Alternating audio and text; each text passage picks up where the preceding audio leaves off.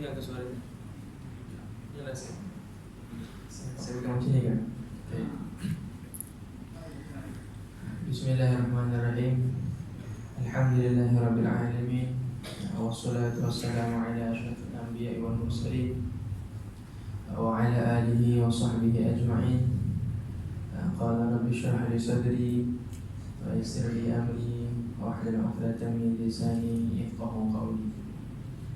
Amma ba'd. Assalamualaikum warahmatullahi ta'ala wabarakatuh. Yang pertama sekali yang saya hormati telah mengurusi surau. Apa nama surau itu? Masya Allah, surah An-Nubuwah, surah tanda kenabian.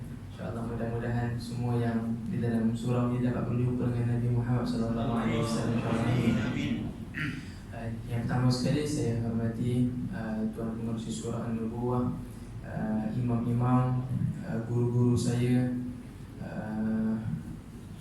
AJK surau, dan jemaah-jemaah, hadirin, hadirat, muslimin, muslimat yang dirahmati oleh Allah Subhanahu wa taala. Duduknya saya di depan ini bukan untuk la ilaha illallah mengajar, bukan untuk mengajar. Saya yakin di dalam surau An-Nubuwah ini ada yang lebih alim daripada saya, yang sudah berpangkat sebagai guru saya sudah. Saya pun masih muda kan? Aku masih muda insyaAllah. Jadi saya potong sikit janggutnya, sebenarnya muda sikit. La ilaha illallah. Jadi saya minta izin, minta hormat untuk bercakap di depan, sekadar untuk berkongsi sahaja, sekadar untuk nak amalkan ayatnya Al-Quran. Allah sebut dalam Al-Quran, wa dzakir fa inna dzikra tanfa'ul mu'minin. Berikan peringatan, sebab kita perlukan peringatan. Kalau tak perlukan kepada peringatan, maka Allah tak sebut dalam Al-Quran fa inna dzikra tanfa'ul mu'minin. Sesungguhnya peringatan ataupun nasihat dia sangat memberi manfaat kepada orang macam kita yang selalu lupa la ilaha illallah. Setiap malam sini ada kuliah ke? Tak, bukan setiap malam, tapi memang 8 lah. 8 ni, bukan 20. Oh, asalnya memang 20. Cuma kalau ada tazkirah ada 8. Nah, insyaAllah. Ada qiyam malam juga sini? Ada itikaf malam? InsyaAllah. Ya khair. Mudah-mudahan Allah pilih kita semua insyaAllah untuk bertemu malam qadar insyaAllah. Allah Subhanahu wa ta'ala sebutkan di dalam Al-Quran, a'udzu billahi minasyaitonir rajim. Al-yawma akmaltu lakum dinakum. Al-yawma akmaltu lakum dinakum wa atmamtu alaikum ni'mati wa raditu lakumul Islam madina. Malam ni saya tak sentuh berkenaan dengan ayat Al-Quran yang kita selalu dengar daripada awal Ramadan. Apa ayat itu? Ya ayyuhalladzina amanu kutiba alaikumusiyam. Saya rasa daripada awal Ramadan semua penceramah-penceramah ustaz semua akan sebut ayat yang sama. Bergantung kepada ustaznya, gurunya untuk mengupas ayat tersebut. Ayatnya memang sama, tapi poin yang nak disampaikan itu berbeza-beza. Macam kita makan tom yum kan, tom yum kedai ini rasanya lain, tom yum kedai ini rasanya lain, tapi semua namanya tom yum. Tapi dia ayat yang sama, tapi kupasan-kupasan guru-guru kita itu yang berbeza-beza. Cuma malam ini saya tak sentuh berkenaan dengan ayat itu, dan saya tak sentuh pun berkenaan dengan ayat inna anzalnahu fi lailatul qadar, berkenaan dengan malam qadar. Saya akan sentuh dekat berkenaan dengan ayat yang lain, dan nanti saya akan last sekali saya akan tarik poin tu apa kena mengena dengan bulan Ramadan. La ilaha illallah. Suara saya memang slow sih. Saya bukan jenis yang menjerit-jerit. Jadi mungkin dapat sekilas tu cepat sikit lah. Ekor ni lagi kan, Masya Allah. Jadi Allah Subhanahu wa ta'ala sebutkan dalam Al-Quran, Al-yawma akmaltu lakum ni'mati. Allah Subhanahu wa ta'ala sebutkan dalam Al-Quran, hari ini telah aku sempurnakan kepada kalian semua akan agama Islam. Oh, Al-yawma akmaltu lakum atmamtu 'alaikum ni'mati, dan aku sempurnakan kepada kalian nikmat-nikmat aku. Kata Allah Ta'ala, aku dah sempurnakan semua nikmat-nikmat tersebut. Apa maksud Allah sebut wa atmamtu 'alaikum ni'mati? Telah aku sempurnakan nikmat-nikmat tersebut. Apa maksud ayat tersebut? Allah nak sampaikan dekat kita bahasa yang senang kita faham. Aku dah bagi semua dah. Aku dah bagi semua dah. Tinggal awak ambil sahaja, tinggal awak cari sahaja. Sebab itu hadis Rasulullah sallallahu alaihi wasallam sebutkan di dalam hadis, mafhumnya, inna lillahi fi ayyami dahrikum nafahat. Sesungguhnya Allah Subhanahu wa taala memberikan kepada kalian setiap hari nafahat. Apa itu nafahat? Pemberian ataupun anugerah. Hadiah lah kita kata. Allah kata dalam hadis Qudsi ataupun Rasulullah sallallahu alaihi wasallam sebut dalam hadis Qudsi, setiap hari Allah berikan kepada kita nafahat, iaitu pemberian. Ala fata'arradu laha, kata Rasulullah, awak carilah dia, cari pemberian itu di mana. Sebab Allah dah sebutkan dalam Al-Quran, atmamtu 'alaikum ni'mati, aku dah bagi semua, awak nak apa lagi? Tinggal cari saja. Pemberian yang diberikan oleh Allah Subhanahu wa taala kepada kita itu banyak. Ada pemberian yang Allah khususkan pada setiap hari, ada pemberian tersebut. Maksudnya setiap hari kalau awak cari dapat. Ada pemberian yang mana Allah hanya beri seminggu sekali. Ada juga pemberian yang Allah beri hanya sebulan sekali. Ada juga pemberian yang Allah Subhanahu wa taala beri setahun sekali saja. Pokoknya kesimpulannya adalah kita tugas adalah untuk mencari. Kata Rasulullah, fata'arradu laha, cari nikmat tersebut, cari pemberian tersebut. Jadi malam ini kita nak kongsikan 9.50. Kita nak set masa. Tak sedar dia cakap nanti. Baik, InsyaAllah. La ilaha illallah. Jadi malam ini kita akan kongsikan, saya akan sentuh berkenaan dengan 3 perkara sahaja. Yang pertama, sekadar saya nak berkongsi balik kisah-kisah para alim ulama kita, guru-guru kita macam mana, orang salafus soleh macam mana punya amal ibadat. Kita dengarkan balik kisah-kisah tersebut supaya memotivasikan diri kita semula untuk mengikuti akan jejak mereka. Satu. Yang kedua, kita akan kongsikan apakah amalan Rasulullah ataupun apakah yang Rasulullah lakukan ketika 10 malam akhir di bulan Ramadan. Dan yang ketiga, kita akan kongsikan beberapa amalan yang perlu kita buat pada malam Qadar, ataupun kita kan sekarang tengah mencari malam Qadar. Jadi apakah amalan yang terbaik untuk kita lakukan di malam Qadar? Yang pertama, kita akan sentuh dulu beberapa kisah yang Allah rakamkan di dalam Al-Quran, yang mana diceritakan oleh salafus soleh kita, orang-orang soleh kita. Kita dengarkan balik kisah-kisah mereka. Amal ibadat mereka luar biasa. Kita nak tiru macam mereka tak mampulah, sebab mereka punya amal ibadat memang luar biasa. Jadi kita hanya mampu dengan sahaja kisah-kisah mereka supaya menjadi penguat balik, nambah semangat semula pada kita untuk kita tumpang berkat-berkat mereka. La ilaha illallah. Satu hari Abdullah ibn Mas'ud dengan Abdullah ibn Abbas, satu hari ini cerita di luar Ramadan, bukan di dalam Ramadan.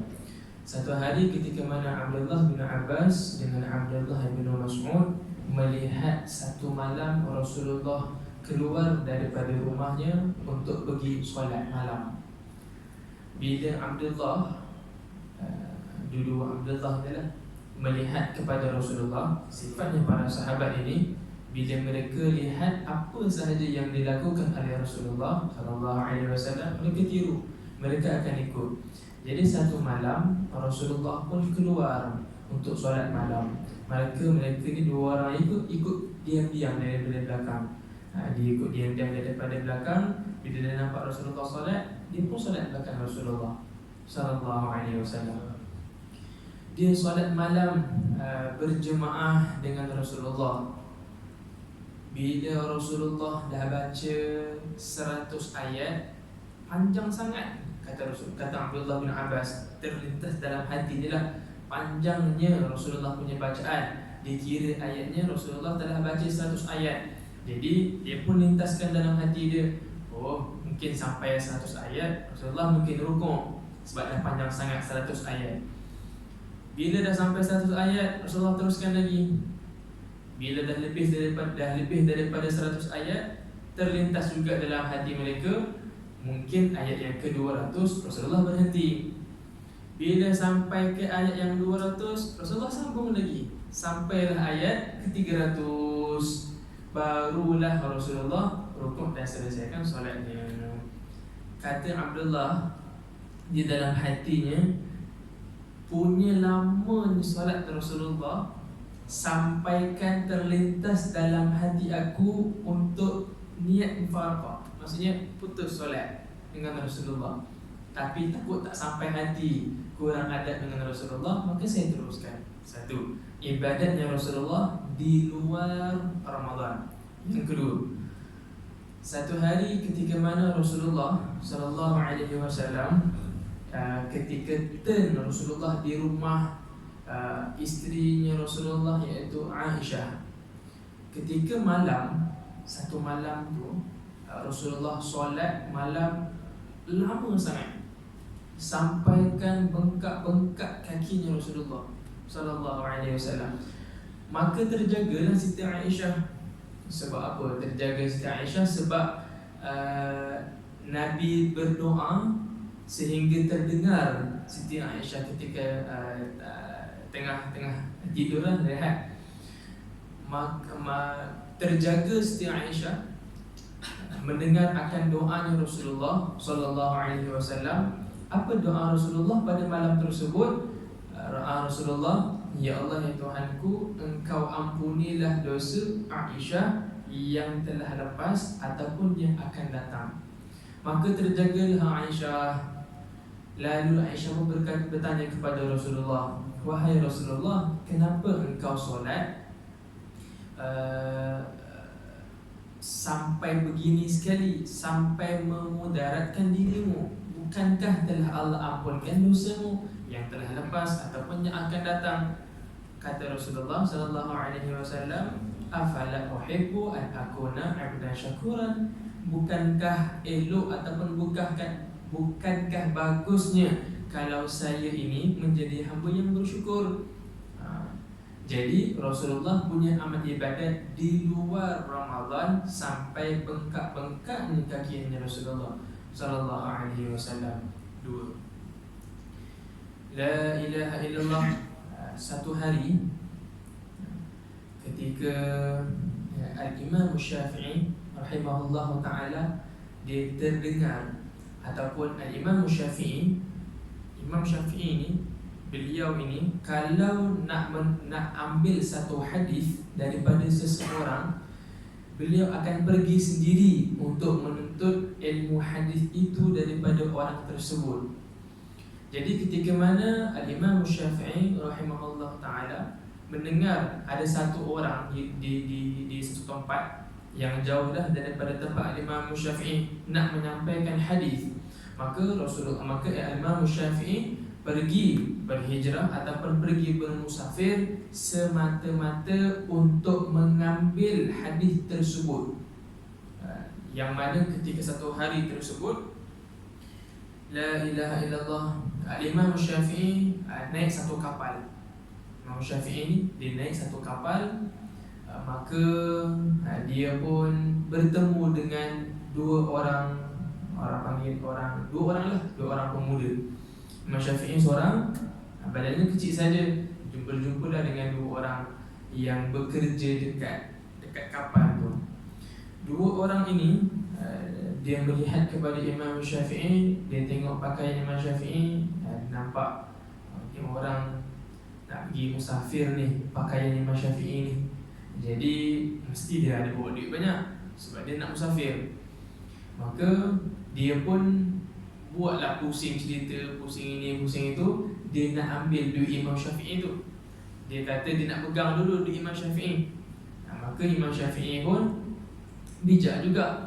Jadi bila dipendekkan cerita, bila dua orang pemuda ni dia nak tipu kepada Imam Syafi'i untuk ambil duit tersebut, terus Imam Syafi'i ambil duit dia dan dia campak dekat laut. Duit yang untuk dia buat musafir tu dia campak dekat laut. Terkejut dua orang pemuda tadi. Dia kata, kenapa awak pergi buang duit tu? Bukankah awak akan bermusafir dengan duit tersebut? Kata Imam Syafi'i, ini duit tak ada nilai langsung di mata hati saya. Jadi saya buangkan harta tersebut sebab dia tak nilai langsung dalam hati saya. Ini sekadar bekalan, asbab sahaja untuk saya bawa, dan saya tak perlukan kepada dia pun. Ada banyak lagi kisah-kisah yang dirakamkan dalam Al-Quran dan yang disebutkan dalam hadis. Ada juga kisah-kisah yang selalu kita dengar daripada guru-guru kita. Imam Al-Ghazali satu hari nak pergi bermusafir, kata ataupun pesanan daripada ibunya, jangan pernah menipu. Jadi Imam Al-Ghazali pun pergilah berjalan, pergi berjalan, jalan, bertemulah dengan perompak. Perompak tu nak ambil duitnya. Imam Al-Ghazali bagilah. Dia tak ada masalah, dia bagi duit tersebut pada perompak tersebut. Maka perompak tu pun hairan, kenapa awak bagi duit dekat saya? Awak boleh sahaja menipu ataupun lari daripada saya. Kata Imam Al-Ghazali, saya sudah dipesan oleh ibu saya, iaitu tidak menipu di dalam apa-apa hal sekalipun. Kesimpulan semua kisah-kisah tersebut, al-ulama, para alim ulama, mereka ada keluarkan satu pepatah kata. Untuk saya kongsikan kata pepatah ini supaya kita semua dapat ambil faedah daripada ayat tersebut, supaya memotivasikan diri kita dan tanamkan dalam hati kita. Pepatah yang diucapkan oleh para alim ulama di dalam banyak-banyak kisah yang saya ceritakan tadi adalah poin yang saya nak sampaikan. Qaddimil aham minal muhim, dahulukan yang lebih penting daripada penting. Solat kita penting, baca Al-Quran penting, sedekah penting, bangun malam penting, puasa penting, kerja penting. Semua itu penting, semua penting. Tapi dalam banyak-banyak hal yang penting itu, ada yang lebih penting daripada perkara yang penting. Jadi fokus kita pada malam ini untuk kita tuju pada hal yang lebih penting, supaya bila kita dapat hal yang lebih penting, maka akan hal perkara-perkara yang lain yang penting kita akan dapat. Kisah yang Allah rakamkan di dalam Al-Quran berkenaan dengan kisah Nabi Musa AS dengan Nabi Khidir, yang mana kisah semua kita sudah pernah dengar. Nabi Musa, Allah perintahkan awak pergi cari Nabi Khidir dan awak ambil ilmu daripada Nabi Khidir. Bila berlakunya perkara-perkara yang di luar jangkauan manusia ataupun Nabi Musa tak boleh terima, yang mana Nabi Khidir buat nampak macam satu kesalahan, tapi bukan satu kesalahan. Jadi Nabi Musa pun teringatlah kata-kata Nabi Khidir masa awal-awal. Nabi Khidir kata, awak tak mampu nak ikut saya, kata Nabi Khidir. Tapi Nabi Musa tetap nak ikut juga. Jadi kesimpulan daripada kisah tersebut adalah awak mesti perlu adab dengan guru. Jadi di dalam bulan Ramadan, kata para alim ulama, bulan Ramadan dia seperti guru kita ataupun madrasah bagi kita yang hanya Allah berikan setahun sekali sahaja. Jadi adab kita dengan guru adalah dengan mendengar apa sahaja yang dikatakan oleh guru dan ikut apa sahaja yang dibuat oleh guru, selagi mana tidak melanggar syarat lah. Jadi bulan Ramadan dia adalah seperti guru ataupun madrasah yang mendidik akan hati kita. La ilaha illallah, seseorang itu tak akan dapat adab selagi mana hatinya belum bersih. Sebab itu Rasulullah sebutkan dalam hadis, sekiranya seketul daging yang ada dalam diri awak itu baik, maka baiklah seluruh anggotanya. Sekiranya seketul daging itu buruk, maka buruk dan rosaklah akan semua anggotanya. Itulah hati. Seseorang tak akan dapat mencapai adab kecuali dengan hati yang bersih. Itulah yang dinamakan lebih penting daripada perkara yang penting. Qaddimil aham minal muhim. Ingat itu, mendahului benda yang lebih penting daripada yang penting. Apa yang lebih penting? Hati. Sebab itu kata Sayyidina Habib Umar bin Muhammad bin Salim al-Hafidh hafizahullah ta'ala, kadang-kadang solat kita, puasa kita, sedekah kita, baca Al-Quran kita tak memberi efek langsung pada hati kita, bahkan menambah tak baik adalah. Bukankah Allah dah sebutkan dalam Al-Quran, Inna salata tanha 'anil fahsya'i wal munkar? Bukankah dengan solat itu dapat mencegah kita buat benda tak baik? Tapi dengan kita banyak solat, lagi tak baik kita. Kata Sayyidina Habib Umar, kata para alim ulama kita, sebab something wrong pada awak punya hati. Ada masalah pada awak punya hati. Sebab itu ulama kata, dahulukan yang lebih penting daripada yang penting. Yang lebih penting adalah hati. Macam mana nak tahu kita punya hati ada problem ataupun tak ada problem? Di antara caranya adalah, kalau hati kita lebih cenderung kepada benda yang baik, maka Alhamdulillah. Kalau hati kita lebih cenderung kepada benda yang tak baik, hadza wal'iyadzubillah, itulah tanda kita punya hati ada problem. Jadi macam mana cara nak ubat dia? Kalau kita nak cerita satu persatu, ya sampai besoklah tak habis. Jadi ada beberapa cara untuk nak bersihkan balik hati kita, supaya bila kita dapat dia punya kepala dia, maka bawah-bawah dia semua akan jadi mudah. Kalau kita dapat raja dia, maka rakyat semua di bawah kita. Kalau kita dapat dia punya kunci dia, maka kita boleh jalan pergi mana-mana sahaja. Jadi fokus kita pada malam ini yang pertama adalah hati.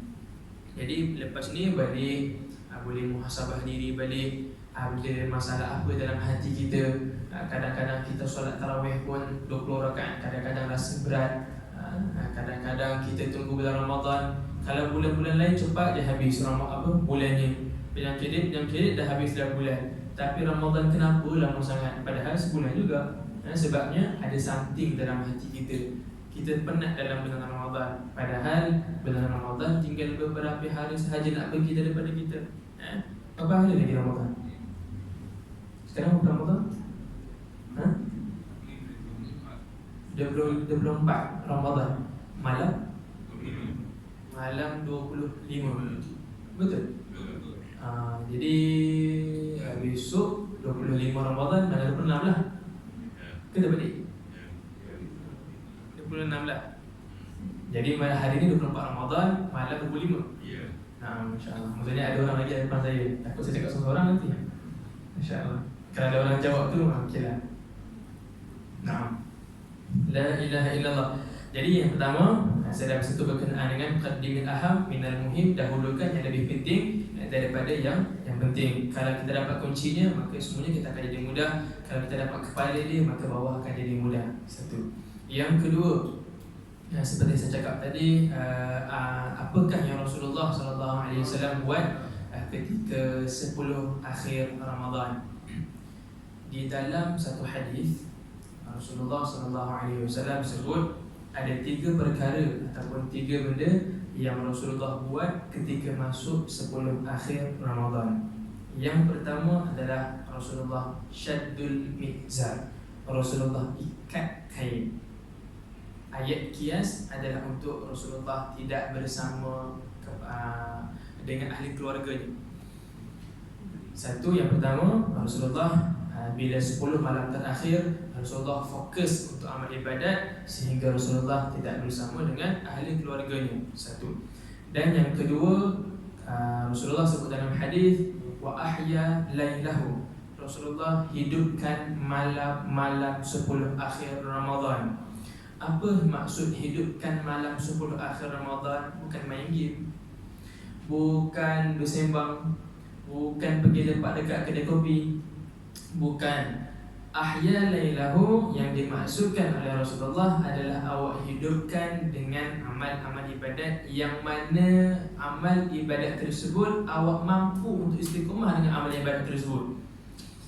Jadi hidupkan malam-malam di 10 akhir Ramadan dengan bacaan Al-Quran. Kalau sebelum ni kita baca Al-Quran, mungkin malam kita dapat 1 juzuk, maka 10 akhir Ramadan upkan sikit 1 juzuk setengah ataupun 2 juzuk. Itu maksud dia menghidupkan malam Ramadan. Bukan tak tidur, tidurlah sekejap. Kalau tak biasa nak bangun malam, bangun pukul 5 pun tak ada masalah. Bangun pukul 5. Nak awal sikit 4.30. Bukan selalu kita dapat. Setahun sekali sahaja. Itu pun tak lama, 10 akhir Ramadan sahaja. Jadi apakah salahnya berkorban sedikit? Memanglah penat berkorban sedikit. Mudah-mudahan dapatlah apa yang dijanjikan oleh Allah pada malam-malam Ramadan. Jadi yang kedua Rasulullah lakukan adalah menghidupkan malam-malam Ramadan. Dan yang ketiga, Rasulullah ini khusus untuk ayah-ayah, suami-suami, abang-abang, untuk lelaki. Yang nomor tiga, Rasulullah wa'aiqadha ahlahu. Dan Rasulullah kejutkan ahli keluarganya. Kejut isteri, yang ayah kejut mak, abang kejut kakak. Jadi mengejutkan ahli keluarganya. Anak-anak kejutkan semuanya. Yang mana anak-anak kecil yang tak biasa, para alim ulama di Yaman, di Tarim Hadramaut, mereka nak didik anak mereka untuk bangun qiyamul lail yang kecil-kecil. Mereka akan kejut dan mereka akan suruh selawat sekali ataupun tasbih sekali.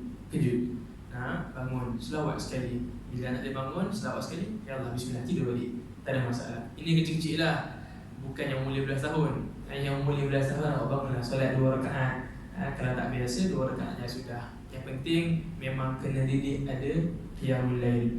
Seseorang tidak akan mendapat maqam kewalian melainkan sudah ada qiyam.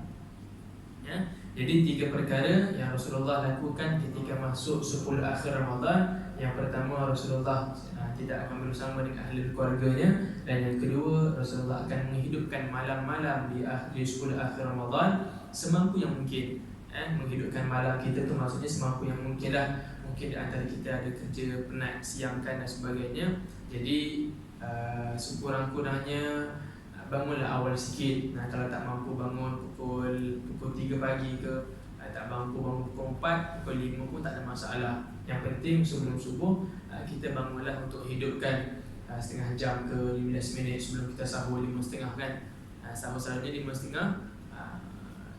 Pukul 5 dah bangun, siap-siap ke mandi dan sebagainya, maka boleh bangun 15 minit ke setengah jam, tak ada masalah. Supaya kita boleh maintain selepas Ramadan, kita pun masih boleh bangun pukul 5 pagi. Jadi pilih satu amalan yang mana kita mampu untuk buat dan kita maintainkan. Dan yang ketiga, Rasulullah akan kejutkan ahli keluarganya lah. Kejut yang semampu yang mungkin. Jangan bayi-bayi pun nak kejut juga. Kejut apa yang semampu yang mungkin. Itu yang kedua lah. Dan yang ketiga, kita akan sharekan beberapa amalan yang berbaki lagi. Ada beberapa hari Ramadan. Satu hari, seorang sahabat dia bertanya kepada Rasulullah, wahai Rasulullah, kalaulah saya jumpa malam qadar, apa yang perlu saya buat? Ialah sebab ibadat kan banyak, amalannya banyak. Ada baca Al-Quran, ada selawat, ada tasbih, ada tahlil, la ilaha illallah, ada nak ucap Alhamdulillah. Saya nak ambil mana satu ni? Bila malam qadar, apa yang perlu saya buat? Kata Rasulullah SAW, bila awak berjumpa dengan malam qadar, maka perbanyakkanlah zikir Allahumma innaka afuun tuhibbul afwa fa'fu anna. Rasanya semua sudah tahulah. Kalau yang belum tahu, boleh je type kat Google, tak ada masalah. Allahumma innaka afuun tuhibbul afwa fa'fu anna. Ulang dia banyak kali, ulang terus. Kalau nak lebih feeling, maka baca terjemahannya. Allahumma, ya Allah ya Tuhan kami, innaka afuun, sesungguhnya engkau maha pengampun, tuhibbul afwa, suka mengampunkan, fa'fu anna ataupun fa'fu anni, maka ampunkanlah kami. Ulang banyak kali. Ya Allah ya Tuhan kami, sesungguhnya engkau maha pengampun dan engkau suka mengampunkan, maka ampunkanlah kami.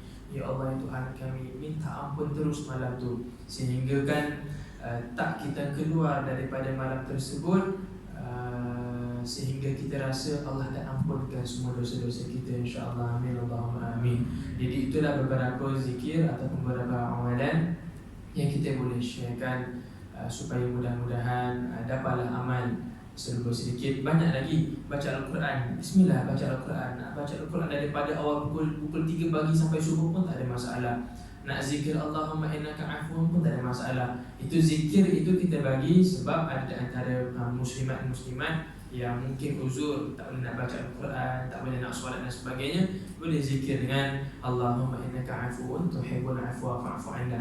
Daripada awal dia bangun sampai subuh pun tak ada masalah. Kalau lelaki macam kita, pelbagaikanlah amalnya. Baca Al-Quran 15 minit ke, baca Al-Quran setengah jam, lepas tu selawat setengah jam, lepas tu la ilaha illallah, zikir Allahumma innaka afuun tuhibbul afwa fa'fu anna setengah jam ataupun 15 minit. Pelbagaikan supaya kita dapat. Ini rahsianya lain, zikir ini rahsianya lain, zikir ini rahsianya lain. Alladzina amanu wa tatma'innu qulubuhum bi dzikrillah. Hati kita akan tenang kalau kita terus berzikir, dan hati kita akan bercahaya kalau diteruskan dengan berzikir. Kata Sayyidina Ali karamallahu wajhah, seseorang itu akan mendapat cahaya apabila dengan berzikir.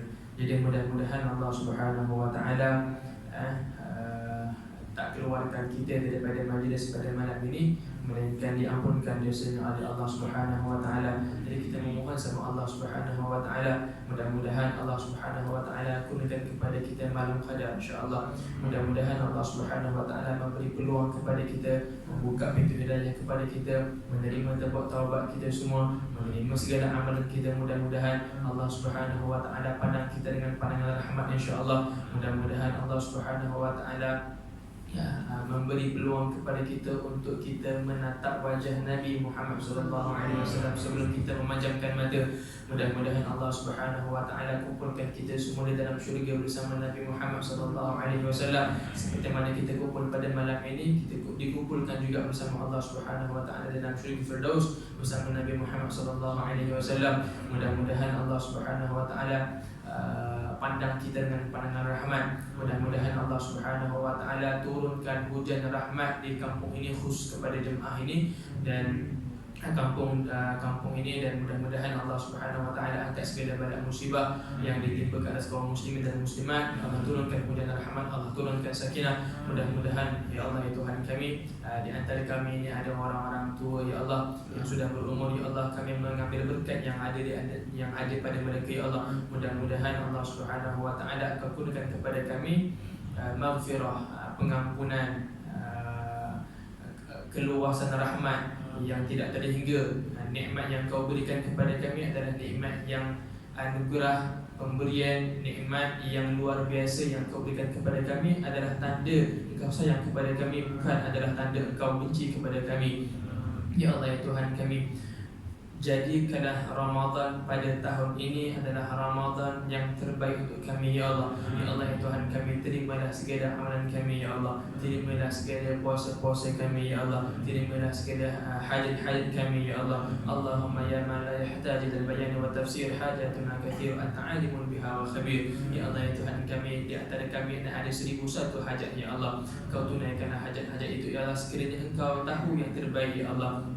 Andai kata ada di antara kami hajat-hajat yang tidak baik ya Allah, maka Engkau gantikanlah dengan hajat yang terbaik ya Allah. Sungguhnya Engkau Maha mengetahui ya Allah. Ya Allah ya Tuhan kami mengambil keberkatan orang-orang tua di antara kami ini ya Allah. Kami mengambil berkat guru-guru kami di antara kami ini ya Allah. Kami mengambil berkat orang yang dekat kepada Engkau pada dalam surau ini ya Allah. Mudah-mudahan tidak Engkau keluarkan kami pada malam ini, melainkan dilicinkan segala dosa-dosa kami, sama ada dosa kecilnya, dosa besarnya, sama ada dosa yang sengaja ataupun dosa yang tak sengaja, maka Kau bersihkan segalanya ya Allah. Ya Allah ya Tuhan kami, ampunkanlah dosa kedua ibu bapa kami ya Allah. Ya Allah ya Tuhan kami, ampunkanlah dosa guru-guru kami ya Allah. Ya Allah ya Tuhan kami, ampunkanlah dosa abang-abang kami ya Allah, kakak-kakak kami ya Allah, adik-beradik kami ya Allah, semua seluruh jiran kami ya Allah. Mudah-mudahan Engkau turunkan rahmat, Engkau turunkan sakinah, Engkau pandanglah kampung ini dengan pandangan rahmat, Engkau pandanglah muslimin dan muslimat seluruh umat Islam di atas muka bumi Engkau ini ya Allah, dengan pandangan rahmat ya Allah. Dengan berkat perkumpulan kami pada malam ini ya Allah, Engkau berikanlah, rezekikanlah kepada kami untuk kami berjumpa dengan malam qadar ya Allah. Engkau rezekikanlah kepada kami untuk kami berjumpa dengan malam qadar ya Allah. Engkau rezekikanlah kepada kami pada tahun ini dan tahun seterusnya ya Allah, untuk berjumpa dengan malam qadar ya Allah. Ya Allah ya Tuhan kami, berilah taufik, hidayah, kekuatan kepada kami untuk kami beramal sehabis yang mungkin di dalam bulan Ramadan ini ya Allah. Ya Allah ya Tuhan kami tahu kami tak mampu ya Allah. Kami tahu mata kami selalu pandang kepada maksiat ya Allah. Kami tahu hati kami selalu terlintas benda-benda yang maksiat ya Allah. Kami tahu telinga kami selalu mendengar kepada benda-benda yang maksiat ya Allah. Kami tahu tangan kami selalu mencapai benda-benda yang Kau tak ridai ya Allah. Kami tahu kaki kami selalu melangkah ke tempat-tempat yang Kau tak suka ya Allah. Tapi ya Allah ya Tuhan kami, kalau bukan Engkau lah tempat untuk kami meminta pengampunan, maka kepada siapa lagi untuk kami meminta pengampunan ya Allah. Ya Allah ya Tuhan kami, ampunkanlah dosa-dosa kami semua ya Allah. Ampunkanlah dosa-dosa kami semua ya Allah.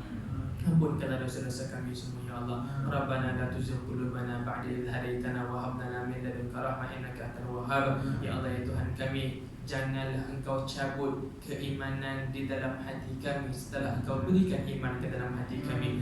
Rabbana zalamna anfusana wa illam taghfir lana wa tarhamna lanakunanna minal khasirin. Ya Allah ya Tuhan kami sesungguhnya telah menzalimi diri kami sendiri. Sesungguhnya kalau Engkau tidak mengampunkan kami, sungguh kami menjadi orang yang sangat rugi. Rabbana hab lana min azwajina wa dhurriyyatina qurrata a'yun waj'alna lil muttaqina imama. Allahumma inna nas'aluka ridhaka wal jannah wa na'udzu bika min sakhatika wan nar. Allahumma innaka 'afuwun karimun tuhibbul 'afwa fa'fu 'anna. Rabbana atina fid dunya hasanah wa fil akhirati hasanah wa qina 'adzaban nar.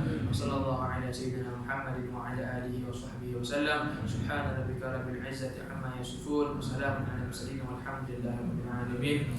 Sebelum saya terlupa, mana-mana rumah-rumah yang dekat kat sini, dekat dengan surau, kalau dekat surau ni ada qiyam bulan, bolehlah join sekali dekat qiyam bulan dekat surau ni, tak ada masalah. Mudah-mudahan kita semua dapat keberkatan.